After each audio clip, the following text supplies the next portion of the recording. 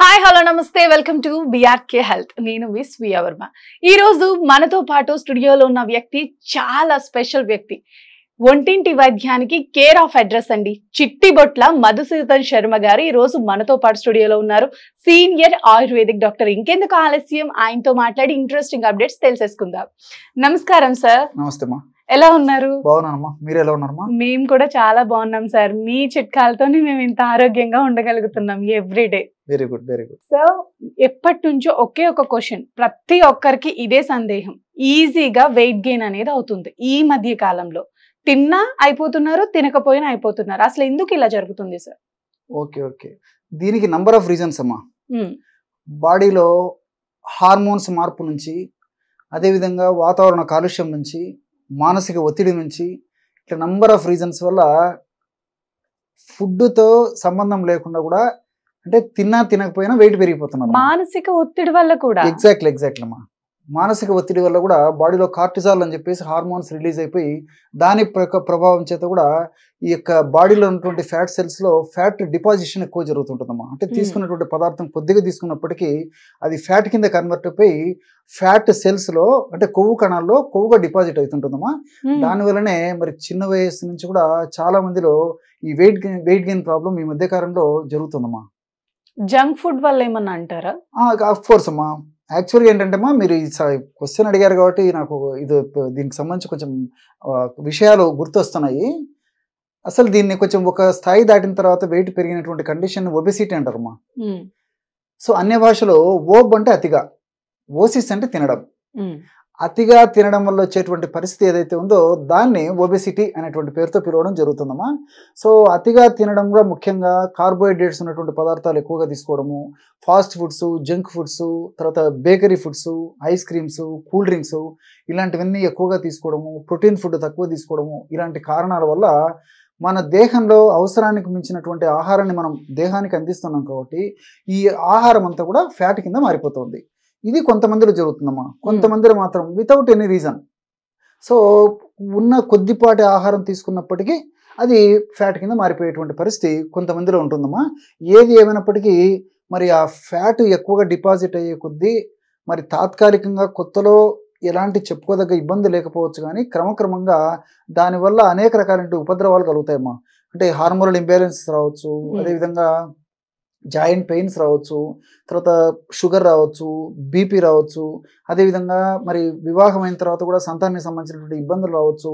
ఇలా ఎన్నో రకాలైనటువంటి సమస్యలు వచ్చేందుకు ఇది బేస్ అవుతుందమ్మా వెయిట్ అనేది. అదేమ్మా, ఫ్యాట్ అనేది బాడీలో స్టోర్ అవుతుంది అన్నారు కదా డాక్టర్ గారు. అసలు ఎందుకు అలా అవుతుంది? అదే బికాస్ బాడీలో రకరకాల జీవన క్రియలు జరుగుతుంటాయమ్మా.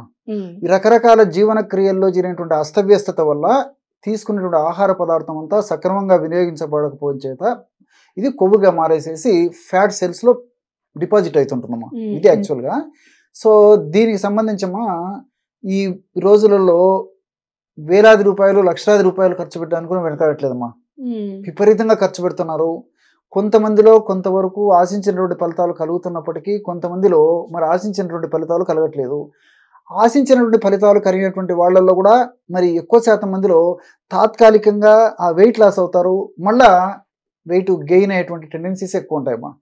ఏది ఏమైనప్పటికీ ప్రకృతి పైన అవగాహన కలిగి ఉండి, ప్రకృతి మీద చక్కటి సదవగాహన కలిగి ఉండి, ప్రకృతిలో లభించేటువంటి ఆహార ఔషధాలు కానివ్వండి, మూలిక ఔషధాలు కానివ్వండి, ఇతర ఔషధాలు కానివ్వండి, చక్కగా సద్వినియోగం చేసుకున్నట్లయితే క్షేమదాయకంగా ఎటువంటి సైడ్ ఎఫెక్ట్స్ లేకుండా అన్ని సైడ్ బెనిఫిట్స్తోనే వెయిట్ లాస్ అవ్వచ్చమ్మా.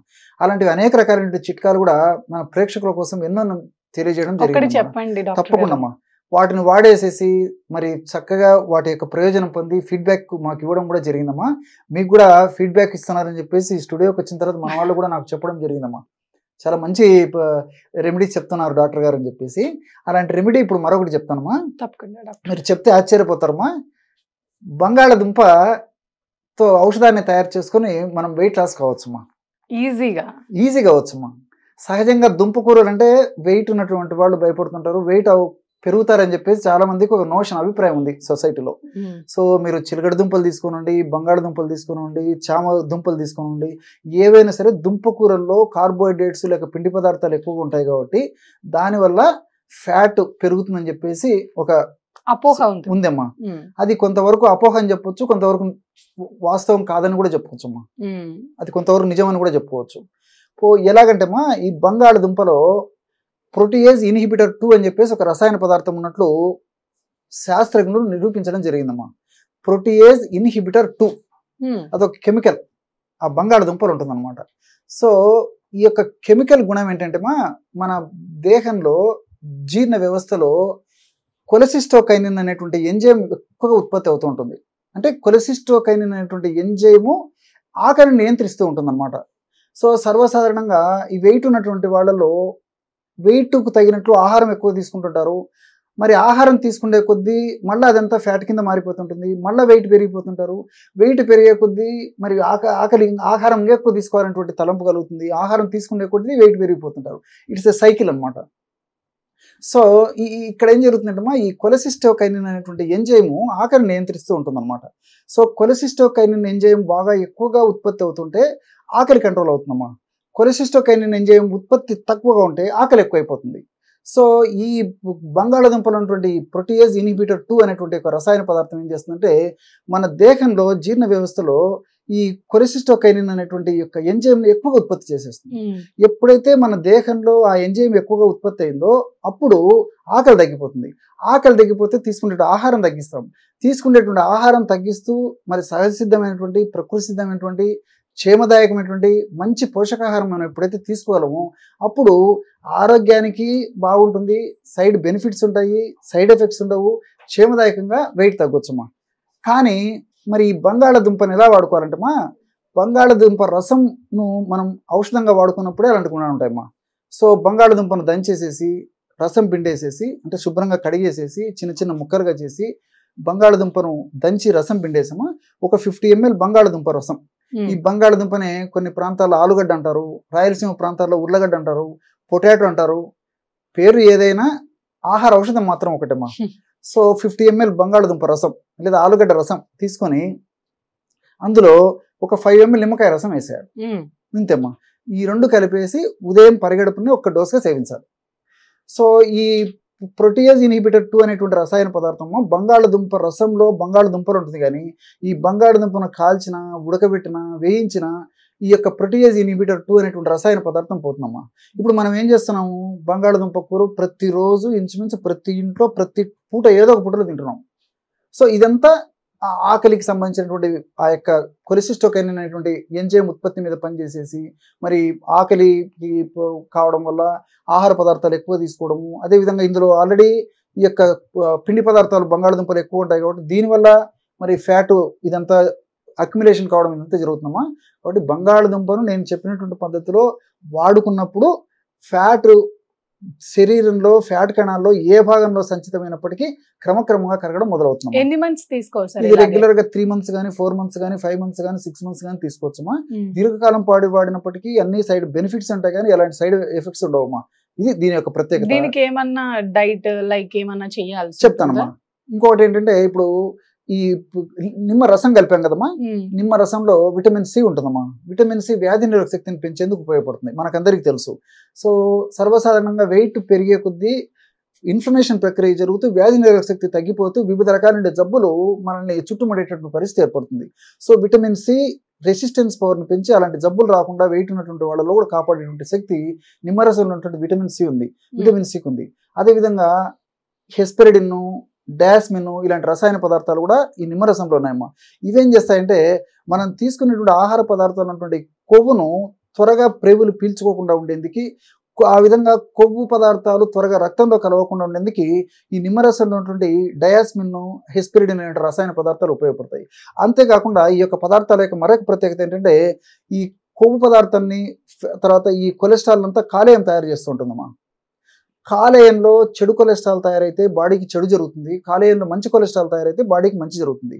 సో ఈ యొక్క డయాస్మిన్, హెస్పెరిడిన్ అనేటువంటి రసాయన పదార్థాలు లివర్లో చెడు కొలెస్ట్రాల్ ఉత్పత్తి కాకుండా, అంటే విఎల్డిఎల్ కొలెస్ట్రాల్, ఎల్డిఎల్ అనేటువంటి చెడు కొలెస్ట్రాల్ ఎక్కువగా ఉత్పత్తి కాకుండా హెచ్డిఎల్ అనేటువంటి మంచి కొలెస్ట్రాల్ ఉత్పత్తి అయ్యేందుకు ఈ నిమ్మరసం ఉపయోగపడుతుందమ్మా. అందుకే నేను చెప్పాను కదమ్మా, ప్రకృతి మాత మనకు ఔషధాన్ని ప్రసాదించిందంటే మల్టిపుల్ బెనిఫిట్స్ ఉంటాయి కాబట్టి క్షేమదాయకంగా వాడుకోవచ్చు. వాటి మీద కేవలం సదవగాహన కలిగి ఉండి వాటిని సద్వినియోగం చేసుకున్నట్లయితే సూక్ష్మంలో మోక్షం అన్నట్లు అతి తక్కువ ఖర్చుతో మెండైన ఆరోగ్యాన్ని పొందడానికి వీలవుతుందమ్మా.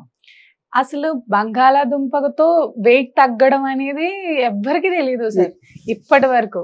నిమ్మకాయ నీళ్లు కలుపుకొని తాగితే వెయిట్ తగ్గిపోతారు అని అనుకుంటారు. దానికి తోడు ఈ బంగాళదుంపని చేర్చి తాగితే ఏమేం బెనిఫిట్స్ వస్తాయో చాలా బాగా వివరించారు మీరు.